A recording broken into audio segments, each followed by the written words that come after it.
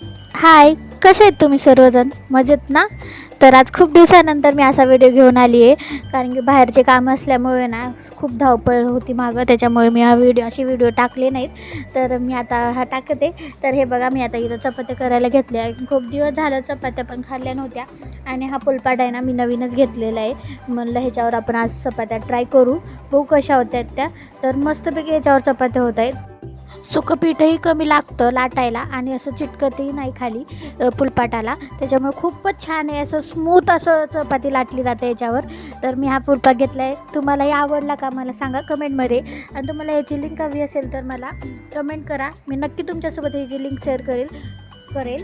तर ना हे फुलपाट सहज मी बाजारातूनच घेतलेलं आहे, पण मला भेटली तर मी तुमच्यासोबत खरंच शेअर करेल लिंक. खूपच भारी असा फुलपाट आहे, हा लाकडाचा आहे, मस्त आहे, मला खूपच आवडला. तर मी इथं चपात्या आता करून घेते व्यवस्थित. तर बघा इथं माझ्या चपात्याही होत आहेत. तर माझ्या इथं चपात्या झालेल्या आहेत. तर मी आता भाजी करणार आहे. आपण इथं आता मटकीची भाजी म्हणजेच गवारीच्या शेंगाची भाजी. तर इथं आपण कढईमध्ये तेल टाकून घेतलेलं आहे. तर आता आपण यामध्ये मोहरी टाकू.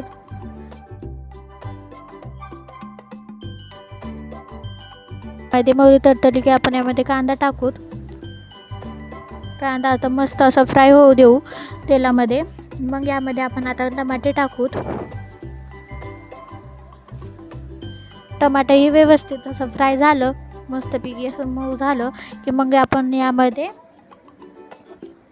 मीठ, हळद, लाल तिखट मस्त याला फ्राय करून घेऊ. हे सगळे मसाले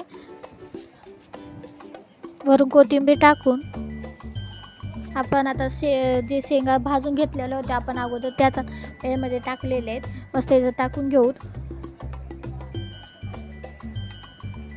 मिक्स करून घेत आहे आपण आता हे. तर याला आपण झाकून ठेवू.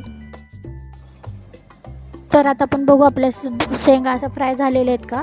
तर मस्तपैकी इथं फ्राय झालेल्या आहेत आपल्या शेंगा मऊ. तर आता आपण यामध्ये थोडंसं गरम पाणी ॲड करू, जेणेकरून आपली भाजी पूर्ण व्यवस्थित शिजेल. तर बघा आपली भाजी इथं ना शिजली आहे. असं शेंगदाण्याचं कूट टाकू आपण यामध्ये. आता 2 चमचे इथं टाकले आपण शेंगदाण्याचं कूट. तर इथं भाजी रेडी झाली आपली तयार. तर व्हिडिओ आवडला असेल तर लाईक शेअर सबस्क्राईब करा. चला तर मग बाय, भेटू पुढच्या व्हिडिओमध्ये.